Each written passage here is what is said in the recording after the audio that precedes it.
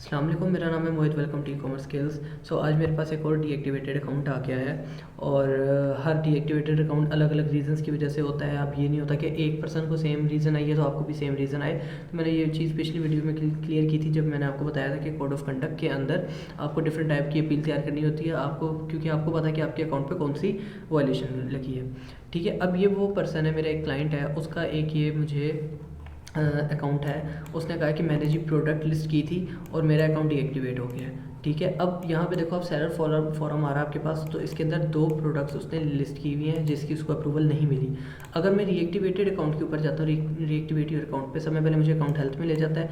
यहाँ पे देखो, उसकी किसी किस्म की इंटेलेक्चुअल प्रॉपर्टी की कोई कंप्लेन नहीं आई, ना वायलेशन आई है, ना ऑथेंटिसिटी की आई है कोई प्रोडक्ट की, कस्टमर की तरफ से कंप्लेन आई है, ना ही जो है आपको फूड प्रोडक्ट सेफ्टी के इश्यूज़ आए हैं, ना लिस्टिंग वायलेशन आई है। यहाँ पे आपको कुछ भी, ना ही अदर वायलेशन में कोई चीज़ शो कर रहा है। ODR VTR LSR सब कुछ ठीक है, A to Z गारंटी भी ओके है।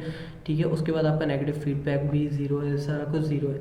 ठीक है, बट इशू क्या आया है कि उसने एक नहीं 2 प्रोडक्ट्स उसने जो है प्राइवेट लेबल की लिस्ट की हैं। अब अगर आप इस तरह के सिनेरियो में जाते हो तो अमेज़ॉन कभी भी आपको लिस्ट नहीं करने देता, फर्स्टली, एंड सेकेंडली वो आपका अकाउंट डायरेक्टली डीएक्टिवेट करता है कि आप अमेज़ॉन की पॉलिसी को वायलेट कर रहे हो। अगर मैंने आपको ये दिखाई हो, आपको दिखाया था मैंने कोड ऑफ कंडक्ट के एक लेक्चर में, जिसके अंदर मैंने आपको बताया था कि जी आपका ये कोड ऑफ कंडक्ट है जिसके अंदर ये सारी चीज़ें अप्लाई होती हैं। अब मैं डिपेंड ये करता है कि आपके पास जो वो चीज़ें अप्लाई होती हैं वो सब पॉलिसीज़ पे अप्लाई होती हैं। यानी कि अगर उसमें एक लाइन लिखी है तो इसका ये मतलब नहीं कि उस सेक्शन, वही सेक्शन आपके ऊपर अप्लाई हो, आपको ईच एंड एवरीथिंग अप्लाई होती है। ठीक है, तो अब इसका अकाउंट यहाँ पे है सस्पेंड। अच्छा, यहाँ पे हमें कह रहा है reactivate your account, next step check performance notification for more information on your submission. ठीक है, यानी कि परफॉर्मेंस नोटिफिकेशन के अंदर जाके चेक करो जो कि जो हमें इन्फॉर्मेशन चाहिए आपकी सबमिशन जो आपने करनी है, जो आपको इन्फॉर्मेशन चाहिए उसके अंदर यहाँ पे अवेलेबल है, जो चीज़ उन्होंने रिक्वायर की होगी। ठीक है, फर्स्टली। सेकेंडली, ये you can submit new information to review. ठीक है, यानी कि आप जो है एक और सबमिशन तैयार करके हमें दे सकते हैं इन्फॉर्मेशन डाल के उसके अंदर, ताकि हम उसको रिव्यू करें। अगर हम सबमिट आर न्यू रिव्यू पे जाते हैं तो यहाँ पे हमें क्या कह रहा है, submit additional information if we मैं आपको इसको हाईलाइट कर देता हूँ। If we are requesting more information, check perform notification for the details require in your next submission and add them within the text box below. यानी कि अगर हम जो है आपसे ज़्यादा इन्फॉर्मेशन के लिए रिक्वायरमेंट कह रहे हैं, अगर आपको हम कह रहे हैं, तो फिर आप लोग जो है चेक इन्फॉर्मेशन, आपका नोटिफिकेशन जो है परफॉर्मेंस नोटिफिकेशन है उसके अंदर जाके देखें कि हमें क्या क्या चीज़ रिक्वायर है, हमने वहाँ पे आपको बताया हुआ है। ठीक है, सबमिशन के जब आपने करनी है तो इस बॉक्स के अंदर सारी डिटेल देनी है आपने। If we are requesting additional documentation, यानी कि अगर हमें एडिशनल कोई चीज़ चाहिए, जैसे वो आपसे इन्वाइसेस मांग लेता है, आपसे लेबल्स मांग लेता है, या फिर आपके जो है ऑर्डर्स लेबल्स मांग लेता है, कुछ भी मांग लेता है, या पे आउट्स लेबल मांग लेता है, कुछ भी वो कहता है रिक्वायर करता है, तो वो कहता है please upload the documents and add the description for each document. यानी कि जो है आप उसको अपलोड करोगे और उसके रिलेटेड जो भी इन्फॉर्मेशन आपने इस वाले बॉक्स के अंदर उनको सबमिट करनी है। देन वो आपका अकाउंट रिव्यू करेंगे और अगर उनकी समझ में आती हुई तो ओके, वो आपको जो है रीएक्टिवेट करते हैं अकाउंट। बट अब इस केस में अब क्या है कि इस पर्सन ने पहले भी, अगर मैं बैक पे आ जाऊँ, तो इस पर्सन ने पहले भी 4 अपील्स की हुई हैं और जिसकी वजह से उसका अकाउंट अब बहुत रेयरली चांसेस पे है कि ओपन हो। ठीक है, कैसे? क्योंकि मैंने आपको पिछली वीडियो में भी बताया था, अगर आपकी अकाउंट हेल्थ है अच्छी है, यानी कि अगर मैं आता हूँ अकाउंट हेल्थ के अंदर, तो यहाँ पे देखो आपकी अकाउंट हेल्थ अगर अच्छी है, ठीक है, ये बात मैंने पिछली वीडियो में भी बताई थी, तो मैं आपको अगेन बताता हूँ कि अगर आपकी अकाउंट हेल्थ बहुत ज़बरदस्त है, बहुत अच्छी है, ठीक है, कोई इशू नहीं है आपकी अकाउंट हेल्थ के ऊपर, तो आपकी पहली या दूसरी अपील ही आपकी जो है एक्सेप्ट हो जाएगी। ठीक है, और अगर आपकी अपील भी बुरी है, ठीक है, अगर आपकी अपील बहुत बुरी है, अब देखो इस पर्सन ने क्या लिखा है कि जी मेरा अकाउंट डीएक्टिवेट हो गया 1 हफ्ते से, ठीक है, और जो है मैंने गलत ब्रांड की प्रोडक्ट लिस्ट कर दी थी जिसकी वजह से ये उसके एसेंस है, जिसकी वजह से आपने मुझे बैन कर दिया या मेरा अकाउंट सस्पेंड कर दिया। एक इसने ये अपील दी, दैन आगे बात कोड ऑफ कंडक्ट की। अच्छा, मैं इसके बारे में बताता हूँ। कोड ऑफ कंडक्ट मैंने आपको जब भी बताया था, मैंने आपको बताया था कि आपने जो भी अपील है आपने अपनी तैयार करनी है। अब इस पर्सन ने कहीं से कॉपी की और कहीं से कॉपी पेस्ट कर दी यहाँ पे, जिसकी वजह से उसका अकाउंट नहीं ओपन हुआ। देखो कितनी बड़ी अपील है, ठीक है, तकरीबन 4-5 पेजेस की होगी, बट फिर भी अकाउंट नहीं होगा, क्योंकि मैंने बताया था कि यहाँ पे आपको हर डिफरेंट तरीके की आपको सस्पेंशन आती है। किसी को IP की आएगी, किसी को जो है डिपॉजिट मेथड की आएगी, जो पिछली वीडियो मैंने बनाई थी वो डिपॉजिट मेथड के ऊपर थी। ठीक है, किसी को आएगी FPM बैन की वजह से, किसी को पैकिंग की वजह से आएगी, किसी को कस्टमर कंप्लेन की वजह से आएगी, तो आपकी डिफरेंट चीज़ें अप्लाई हो रही होती हैं। अब उसने इसको रीड आउट नहीं किया, ठीक है, एंड आई एम 100% श्योर कि उसने पॉलिसीज़ को भी नहीं रीड आउट किया हुआ, तभी उससे ये गलती हो गई। सेकेंडली फिर थर्डली उसने एक और अपील की, फोर्थ एक और अपील की, ठीक है। तो उसने ऑलरेडी 4-5 अपीलें वो कर चुका है, जिसकी वजह से उसका अकाउंट पहले भी उन्होंने ओपन नहीं किया, ठीक है। तो यहाँ पे अगर हम अब वो मुझे कहता है कि परफॉर्मेंस नोटिफिकेशंस में जाएं कि जहाँ पे हमने आपको चीज़ें बोली हुई हैं तो वो हमें पूरी करें। क्या चीज़ है, पहले तो उसने कहा जी 18 अगस्त को जब ये आई थिंक अकाउंट बना तो उसने कहा वेरीफाई कर लें अकाउंट को, ठीक है। उसके बाद 13 अक्टूबर को उसको एक मेल आई, your Amazon seller listing have been deactivated, यानी कि इस पर्सन ने 2 लिस्टिंग्स की और 2 लिस्टिंग्स करने के बाद इसका ऑटोमेटिकली अकाउंट डीएक्टिवेटेड हो गया। कैसे की, जब मैंने इसके ऊपर एसेंस के चेक किए जो उसने लिस्ट किए तो मेरे पास पहली प्रोडक्ट ही ओपन हुई। अब यहाँ पे देखो मैंने बताया हुआ कि आप प्राइवेट लेबल है तो प्राइवेट लेबल किसी पर्सन के नाम पे रजिस्टर्ड है, यानी कि उसका अपना ब्रांड है, सिर्फ वही सेल कर सकते हैं इस प्रोडक्ट को, ठीक है। पहली चीज़। सेकेंडली चीज़ कि यहाँ पे देखो, ये देखो, ठीक है, ग्लास ऑलिव ऑयल, ठीक है, यानी कि अमेज़ॉन आपको कुछ ऐसी सब कैटेगरीज है जो आपको ऐसे सेल नहीं करने देता। हाँ, अगर आप बड़े सेलर तो सेल कर सकते हो, ठीक है। कुछ आपकी रेटिंग का भी इशू होता है कि अगर आपकी रेटिंग अच्छी होगी, जितनी अच्छी रेटिंग होगी आपके पास सब कैटेगरीज को भी सेल करने की इजाज़त आपको मिल जाएगी अमेज़ॉन की तरफ से, ठीक है। तो ये चीज़ होती है कि आप जो है उस प्रोडक्ट को तब बेच सकते हो, ठीक है। अब पहली चीज़ ये है कि यहाँ पे ये प्राइवेट लेबल है, ठीक है। देखो यहाँ पे एक ही पर्सन का नाम है, शेयर्स भी यही कर रहा है, सेल भी यही कर रहा है, ठीक है। यहाँ पे अमेज़ॉन भी हो तब भी प्राइवेट लेबल ही कंसिडर होता है, ठीक है। तो यहाँ पे देखो आपका जो है एक ही पर्सन उसको सेल कर रहा है और वही जो है परचेज़ कर रहा है और उसी की प्रोडक्ट है। तो आप उसकी प्रोडक्ट पे कैसे लिस्टिंग कर सकते हो, आप उसने एज अ कस्टमर, मेरे जो क्लाइंट है जो जिसका मेरे पास अकाउंट है, उसने क्या किया, एसएन कॉपी किया, उसकी लिस्टिंग अप्लाई की और उसको अप्रूवल नहीं मिली, बट अमेज़ॉन ने साथ ही जो है चेक कर लिया कि यार ये तो प्राइवेट लेवल की प्रोडक्ट है और उसने ऑटोमेटिकली अकाउंट पर सस्पेंशन दे दी, ठीक है। अब ये देखो सेकंड प्रोडक्ट है जो इसने लिस्ट की थी, ठीक है, ये इसका BSR है 34,000 एवरीथिंग।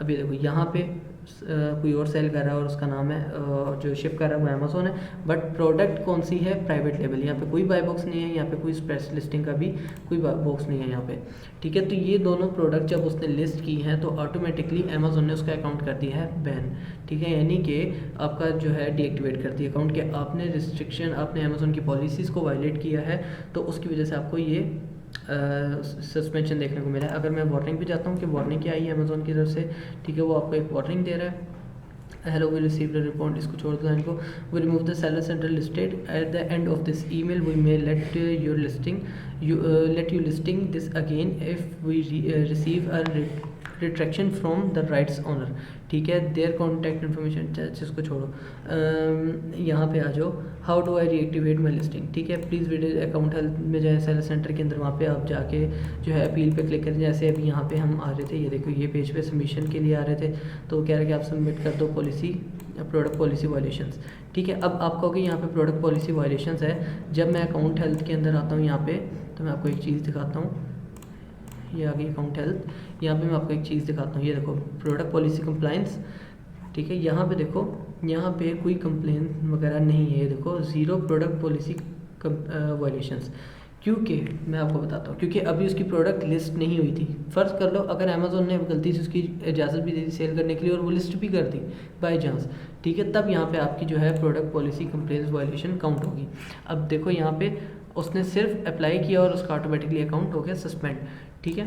तो यहाँ पे वो यही कह रहा है कि आप जो है वहाँ पे जाके अपनी अपील करके आप इसको ओपन कर सकते हो, इफ द राइट कंप्लेंट, इसको छोड़ दो, ठीक है। यहाँ पे वो एक और भी चीज़ कहता है आपको, we consider allegations of counterfeit a serious matter and your account is under review. If we receive more complaints about your listing, we may not allow to sell on Amazon. यानी कि आपने जो है काफ़ी बड़ी जो है एलिगेशंस आपके ऊपर अप्लाई हुई हैं जो आपने अपने अकाउंट के ऊपर की हैं, जो यानी कि आपने जो लिस्टिंग्स की हैं उसकी वजह से, और आपका अकाउंट अंडर रिव्यू है, यानी कि अब उनके नोटिस में है कि ये अकाउंट के ऊपर कोई भी अपील आती है तो उसको वो रिजेक्ट ही करेंगे मोस्टली। तो क्योंकि वो ऑटोमेटिकली पहले भी आपने 4 अपील्स इसके ऊपर कर चुके हो, उसके बाद आप फिर अपील करोगे और वो पहले से ही उनकी नज़रों में है, तो ऑटोमेटिकली वो मे बी 98% 99% आपके रिजेक्ट करेंगे, 1% शायद आपके पास चांस है अगर आपका लक अच्छा है, क्योंकि आप पहले ही अपील कर चुके हो और वो आपने अपील अच्छी नहीं की हुई, ठीक है। देन आप आ रहे हो, अगर हमने जो है ज़्यादा कंप्लेंट्स आपके खिलाफ देखी इस लिस्टिंग के रिलेटेड, तो हम आपका अमेज़ॉन सेलिंग अकाउंट नहीं ओपन करेंगे, ठीक है। तो यहाँ पे आ जाओ, वापस बैक पे आ जाओ।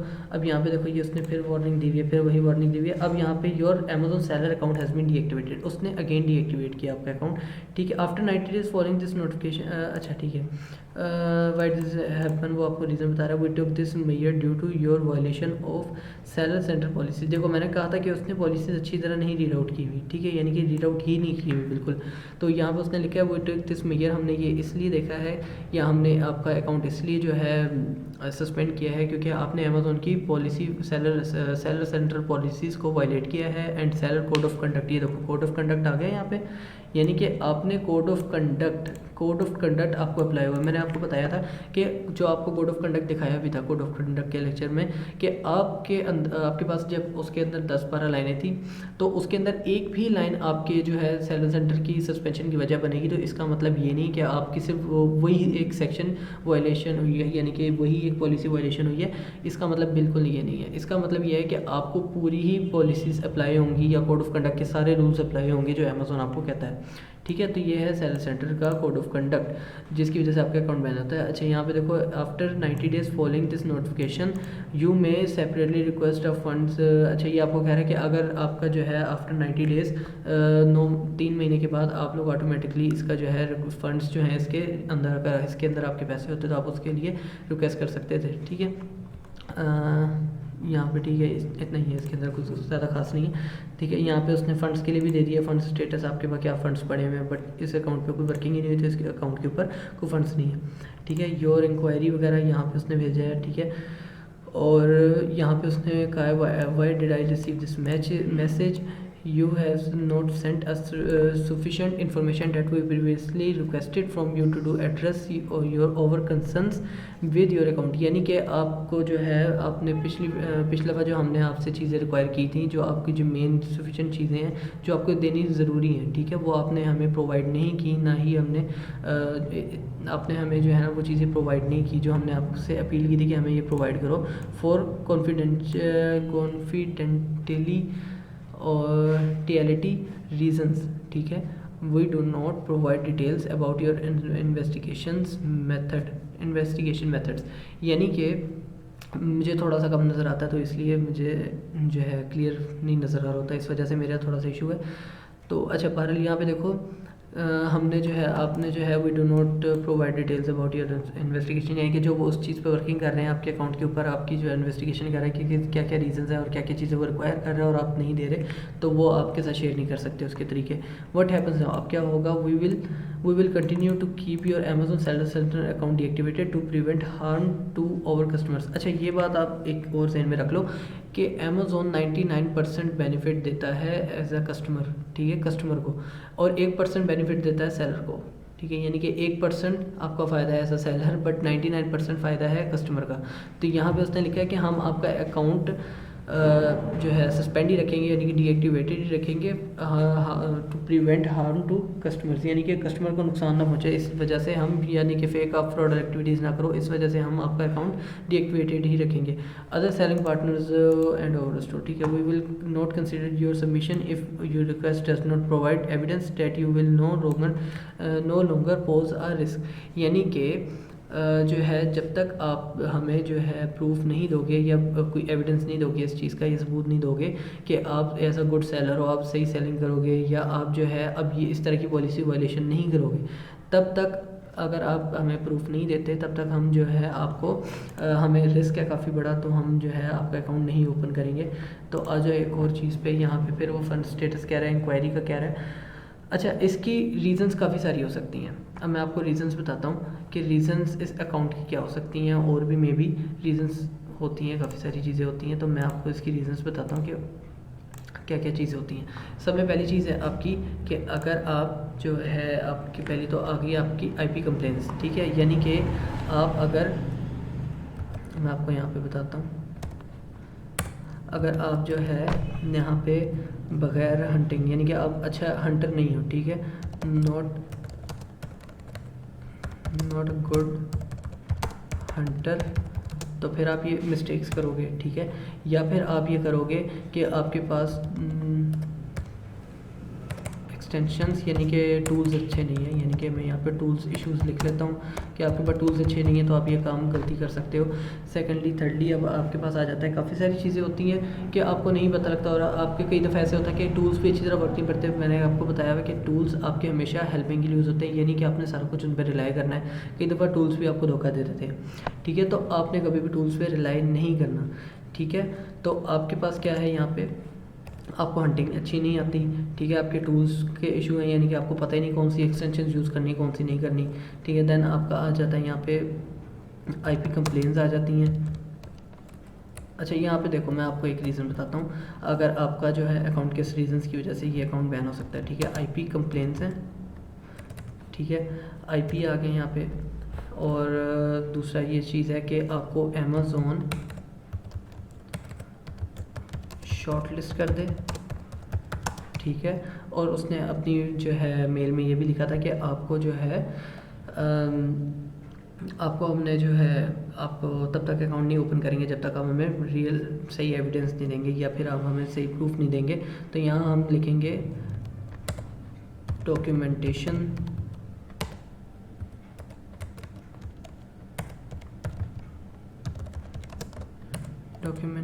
इश्यूज़, ठीक है। या फिर हम यहाँ पे जो है वो आपसे अगर इनवॉइसेस मांगता है, फ़र्ज़ कर लो इस पर्सन ने मुझे पहले कहा था कि हम जो है ना मैंने एफपीएम कर रहा था तो मेरा अकाउंट बैन हो गया, ये तो अब जब मैंने इसको सारा स्टडी किया तब मुझे पता लगा कि इस पर तो कोई वर्किंग ही नहीं हुई, ठीक है।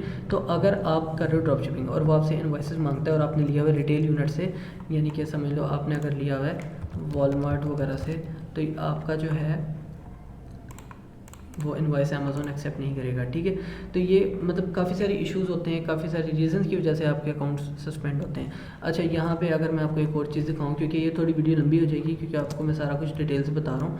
अच्छा, यहाँ पे अगर मैं आ जाता हूँ हेल्प पे। अच्छा, एक चीज़ होती है केस, यानी कि आप अमेज़ॉन पे अगर आपने रिफ़ंड लेना है या आपने कोई चीज़ डिस्कस करनी है तो अमेज़ॉन पे आप केस फाइल कर सकते हो, ठीक है। खासतौर पे लोग रिफ़ंड के लिए ये करते हैं। अच्छा, यहाँ पे जब मैं आता हूँ तो ये कहता है your account has been suspended, ठीक है। At this time we can only answer question related to your suspended account status, यानी कि आपको हम उन्हीं क्वेश्चन के जवाब देंगे जो आपके रिलेटेड होंगे सस्पेंडेड अकाउंट के रिलेटेड, ठीक है। अगर यहाँ पे लॉन्च केस लॉग पे अगर हम आ जाते हैं तो यहाँ पे देखो इस पर्सन ने 17 केसेस यहाँ पे आ रहे हैं, मेरे पास शो हो रहे हैं, ठीक है। अब इसने एक केस में दिया हुआ है general account issues, your account Amazon seller centre registration information needs correction, ठीक है। सेलर सेंटर अकाउंट रजिस्ट्रेशन यही 3 दफ़ा उसने किया हुआ है।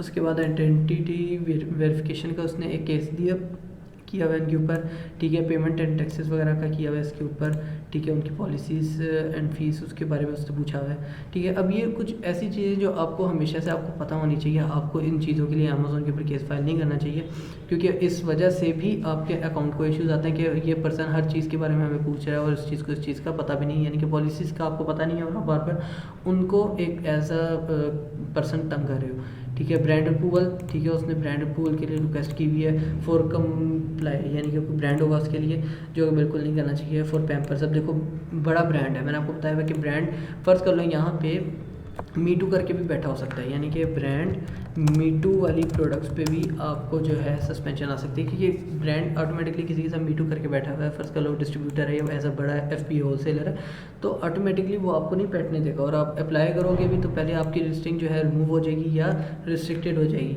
ठीक है। पहले ही आपके पास नया अकाउंट है और आप जो है उसके ऊपर तजर्बे करते हो तो आपका अकाउंट बैन होता है, ठीक है। सेलर आइडेंटिटी वेरिफिकेशन आ रही है, स्टैंडर्ड इन्वेंट्री और FPA नो लिस्टिंग एरर आ रहा है, ठीक है। यानी कि अब इस पर्सन ने मुझे बाद में बताया था कि मैं इसको एज अ प्राइवेट लेबल एक प्रोडक्ट मैंने चाइना से ली थी और मैं इसके ऊपर काम करना चाहता था इस अकाउंट के साथ, ठीक है। बट उससे क्या हो गया कि उससे लिस्टिंग हो गई, जो आपको मैंने बताया था शिपिंग प्लान, जब आपको मैंने कुछ लेक्चर पहले एक लेक्चर दिया था जिसके अंदर मैंने आपको बताया था कि आप FPA के अंदर कैसे काम करते हो, या मे बी अगर नहीं बताया तो उसमें 4-5 मेथड्स होते हैं कि आपने पहले प्रोडक्ट उठानी है, आपने वेरीफाई करनी है, उसके बाद आपने जो है उसकी पैकिंग चेंज करनी है, देन आपने शिपिंग प्लान बनाना है, देन आपने अमेज़ॉन के वेयरहाउस में भेजना है, ठीक है। तो यहाँ पे क्या होता है, यहाँ पे उसने जो है उसके बाद लिस्टिंग का एरर आ जाता है क्योंकि वो FPA की लिस्टिंग में कुछ इशू कर देता है बनाने में, जो उसकी शिपिंग प्लान है उसके अंदर, ठीक है। तो क्योंकि वो प्रोडक्ट लिस्ट करनी होती है अमेज़ॉन ने, जब अमेज़ॉन के पास आपकी प्रोडक्ट वेयरहाउस में उनके पहुँच जाती है, ठीक है। तो उसने शिपिंग प्लान सही नहीं बनाया जिसकी वजह से उसका एरर आ रहा था और अभी भी वो कह रहा है कि मेरी लिस्टिंग अटकी हुई है, ठीक है, अमेज़ॉन के पास, ठीक है। अदर अकाउंट इश्यूज़, उसने केसेस काफ़ी सारे फाइल किए हुए हैं। तो अगर आपको जैसे अगर आप कहते हो कि जी मुझे रिफ़ंड चाहिए, तो मैं आपको बताता हूँ केस फाइल कैसे करते हैं। आई थिंक इसके ऊपर ऑप्शन नहीं आएगा मुझे, क्योंकि वैसे ही अकाउंट सस्पेंडेड है, बट मैं ट्राई कर लेता हूँ। नहीं, इसके ऊपर ऑप्शन नहीं आएगा मुझे, ठीक है। तो ये देखो यहाँ पे मुझे डीएक्टिवेशन शो कर रहा है। ये 2 प्रोडक्ट्स हैं जो कि उसने प्राइवेट लेबल की लगाई हैं। तो इस वजह से मैं आपको कहता हूँ कि आईपी कंप्लेंट्स का फिल वक्त तो बहुत ज़्यादा इशू आ रहा है। अब मज़े की बात बताता हूँ, यहाँ पे टूल भी लगा हुआ है, यानी कि अगर आईपी अलर्ट की बात करो तो यहाँ पे टिक है कि आप इसको भेज सकते हो, बट प्राइवेट लेबल प्रोडक्ट है। सारा कुछ आपने टूल्स पर रिलाई कभी भी नहीं करना। ये देखो आईपी अलर्ट और यहाँ पे प्राइवेट लेबल पे तो उसको रेड करना चाहिए हर सूरत में, तो उसने नहीं किया, जिसकी वजह से उस बंदे ने इसको जब लिस्ट किया तो ऑटोमेटिकली आपका जो है उसको रिस्ट्रिक्शन लग गई, ठीक है। हालांकि उसने कोई टूल या एक्सटेंशन नहीं यूज़ की थी, मगर फिर भी एक आइडिया हो जाता है बंदे को कि यार ये तो प्राइवेट लेवल की प्रोडक्ट है, मैं इस पर काम नहीं कर सकता, देन तब भी आप करो तो फिर आपको इशू आता है, ठीक है। अगर यहाँ पे देखो शिपिंग परफॉर्मेंस, कस्टमर सर्विस पर, इसमें कोई कहीं भी इशू नहीं है। अगर मैं प्रोडक्ट पॉलिसी कंप्लाइंस पे जाता हूँ तो यहाँ पे देखो कोई यहाँ पे इशू नहीं है, ठीक है। यहाँ पे देखो 0 आ रहा है कि कोई आपकी कोई इशू नहीं है या कोई कंप्लेंट नहीं है आपकी। तो अगर मैं जाता हूँ सबमिट न्यू फॉर्म पे या किसी चीज़ पे, तो यही कहता है परफॉर्मेंस नोटिफिकेशन चेक करो, यहाँ के अंदर जो हमने चीज़ें रिक्वायर की हैं आपसे और वो हमें दे दो, ठीक है। अब बेसिकली यहाँ पे उसने रिक्वायरमेंट कुछ नहीं मांगी मेरे से, ठीक है, यानी कि उसने कोई चीज़ रिक्वायर नहीं कीजिए अब आप मुझे दें, क्योंकि ना आपने कोई चीज़ प्रोडक्ट को लिस्ट किया, ना आपको कोई ऑर्डर आया, ना कोई उसकी वजह से कस्टमर का इशू है, ना ही आपने थर्ड पार्टी से कोई ऐसी चीज़ ली जो आपका डिटेल यूनिट है, तो आपने कहीं से भी कोई चीज़ नहीं ली, तो आपको कोई वो चीज़ जो नहीं मांग रहा, ठीक है। अब बेसिकली यहाँ पे वो आपको इनडायरेक्टली यहाँ पे यही कहना चाहता है कि आप उसको एक, यहाँ पे जाता हूँ मैं आपको सेल सेट पे जाकर दिखाता हूँ दोबारा से, वो आपसे एक अपील मांग रहा है, ठीक है, कि आप इसके बारे में हमें अपील करो, ठीक है। यहाँ पे आप एक अपील तैयार करके दो कि यार फर्स्टली आप बताओ कि हाँ मेरे से गलती होगी, मैंने गलत लिस्टिंग कर दी, मैंने देखा नहीं। उस दिन आप बता दो कि यार मेरे पास FP है तो उसने पॉलिसीज़ नहीं देखी, अब हम सारा कुछ हैंड ओवर अपने कर रहे हैं। फिर आप बता दो कि जी हम लोग जो है हम FP की तरफ ही जा रहे थे, हमसे लिस्टिंग भी गलत हो गई, शिपिंग प्लान सही नहीं बना, कुछ भी रीज़न सारी दे के देन आप अपने जो है वो बता दो कि हम इन फ्यूचर इसके लिए क्या स्टेप्स लेंगे, ठीक है। वो बता के आप यहाँ पे अपील तैयार करके दो। अब उसने यहाँ पे हमसे कोई चीज़ रिक्वायर नहीं की, वरना वो रिक्वायर करता है, या आपके पास यहाँ पे जो है जहाँ पे उसने कहा कि परफॉर्मेंस नोटिफिकेशन जाके चेक करो, तो वहाँ पे आपको वो बता देगा। बट वहाँ पे मैंने उस सबको रीड आउट किया, उसने वहाँ पे मेरे से कुछ भी नहीं मांगा, उसने सिर्फ यही कहा कि आप जाके अपील करो, ठीक है, यानी कि रीसबमिट करो अपने अकाउंट की अपील को, ताकि हम आपका अकाउंट रिव्यू में लेके जाके उसके बाद इसके रिव्यू करने के बाद आपको इसको हाँ या ना में जवाब दें। बट अब तकरीबन 70 to 80% या 90% कह सकता हूँ कि इसके ऊपर आपका ये अकाउंट रीएक्टिवेट नहीं हो सकता, ठीक है। तो ये एक बुरा तो लगेगा सुनने में, मगर ये है कि आपने अपील्स पहले भी, ये देखो यहाँ पे अगर मैं व्यू अपील पे जाता हूँ तो उस पर्सन ने पहले ही अपील्स की हुई है, देखो ये देखो कोई 8-10 लाइनों की अपील है, ठीक है। देन उसने एक कोड ऑफ कंडक्ट डाला है, बट वो भी किसी को कॉपी पेस्ट करके डाला है कि अपने हाथ का नहीं लिखा हुआ, पता लग जाता है, ठीक है। ये देखो लॉज वगैरह, अमेज़ॉन की पॉलिसीज़ वगैरह, तो ये सारा कुछ डिपेंड करता है आपके पास जो सस्पेंशन आती है उसके ऊपर किस बेस की सस्पेंशन आई है, ठीक है। तो उस हिसाब से आपने कोड ऑफ कंडक्ट देना बताइए। देखो 1 लाइन की अपील, ठीक है, 4 लाइनों की अपील, तो ऐसे अपील नहीं होती, आपको हमेशा अपनी अपील खुद बनानी पड़ती है। बहरहाल मैं इसको और भी स्टडी कर लूँगा, कोई इशू और भी हुआ और ख़ासतौर पे आपको सेल सेंटर का बता दूंगा, तो नेक्स्ट वीडियो में आपको इसी सेल सेंटर से बता भी दूंगा कि क्या क्या मेन चीज़ें जो हमने यूज़ करनी है इसके ऊपर। तो इंशाल्लाह इजाज़त दीजिए नेक्स्ट वीडियो तक के लिए। बाकी कोई भी चीज़ आपने पूछनी हो, कोई डिस्कशन वगैरह करनी हो, तो आप मुझे कमेंट में भी बता सकते हैं। डिस्क्रिप्शन में अपना नंबर भी छोड़ दूंगा। इस पर्सन ने भी मुझे डिस्क्रिप्शन में कमेंट जो नंबर है मेरा, उससे कॉन्टैक्ट किया था मुझे, या कमेंट इसने मुझे कर दिया था, तो मैंने इसको कॉन्टैक्ट नंबर दे दिया था और इसने मुझे कॉन्टैक्ट कर लिया था। तो बाकी ये है कि आपको किसी भी चीज़ में कोई भी चीज़ आपने पूछनी हो तो आप मुझे कॉन्टैक्ट कर सकते हैं। वीडियो पसंद आए तो लाइक, कमेंट, शेयर, सब्सक्राइब ज़रूर कीजिएगा, और इजाज़त दीजिए नेक्स्ट वीडियो तक के लिए। अल्लाह हाफ़िज़।